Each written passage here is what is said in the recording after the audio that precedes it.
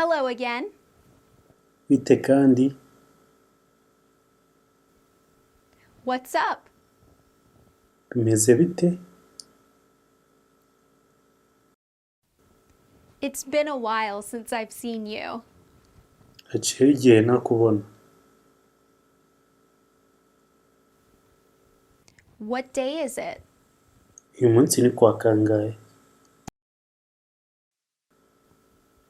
It's Friday. Ni kuwa gatanu. When is your birthday?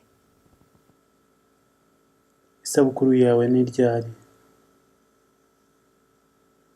Today is my birthday. Uyu munsi ni isabukuru yanjye. Happy birthday.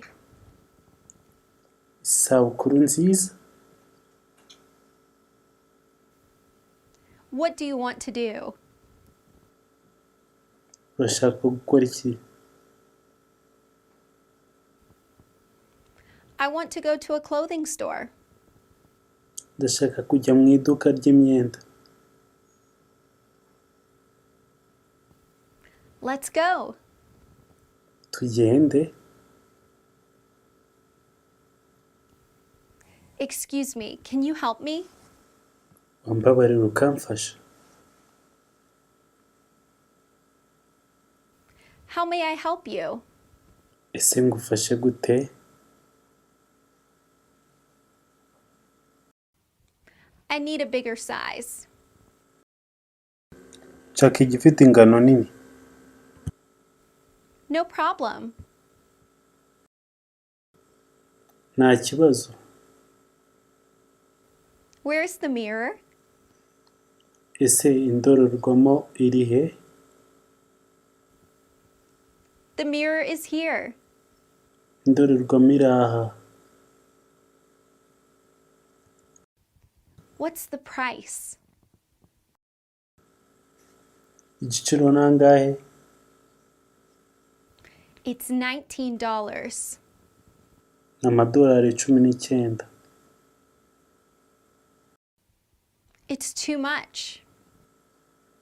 Ni menshi cyane. I don't have enough money. Ntabwo mfite amafaranga ahagije. It has a 30% discount.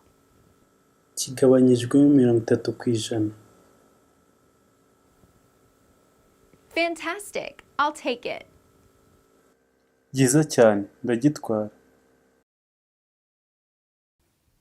I need a receipt. Nshaka inyemezabwishyu. Where's the restroom? Ese ubwiherero burihe? It's at the end of the hall on the left. Uri ku mpera ya sare ibumoso. Thanks for your help. Urakoze kumfasha. You're welcome. Uhawe ikaze.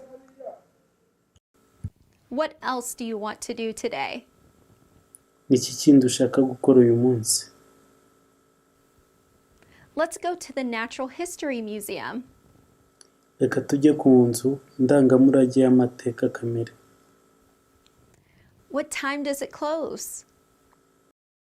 Ese bayifunga ryari? It closes at 5. Ifungwa saa 11. What time is it? Ni saa ngahe? It is 5:30. Ni saa 11:30. The museum is closed. Inzu ndangamurage yafunzwe. Let's go somewhere else. Reka tugende ahandi hantu. Why don't we go to the movies? Kuki tutajya mu gafilime? What is your favorite type of movie?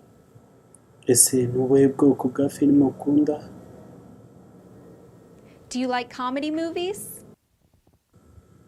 Ese ukunda filime z'urwenya? Yes, of course. I like comedies. Yego rwose nkunda komedi. I'll pay for the tickets. Ndishyura amatike. Let's go now. I need to buy popcorn. Reka tugende nonaha. Nshaka kugura injugu.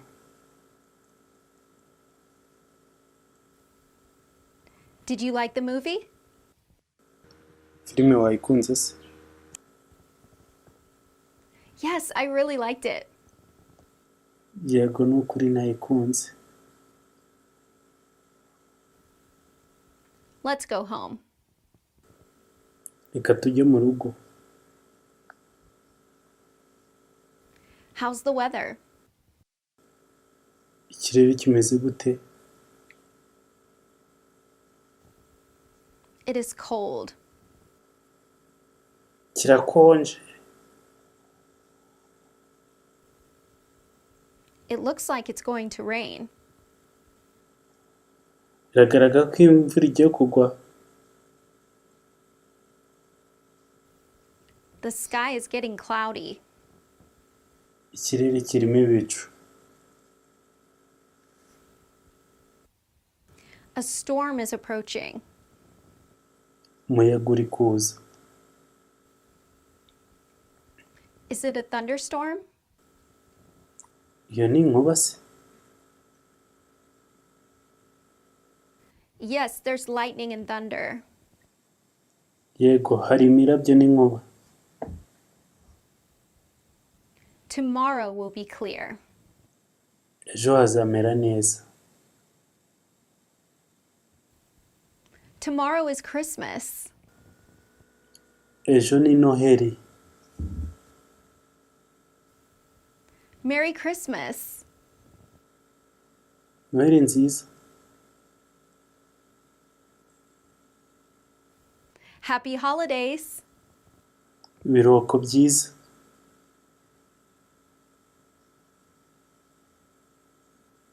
See you tomorrow.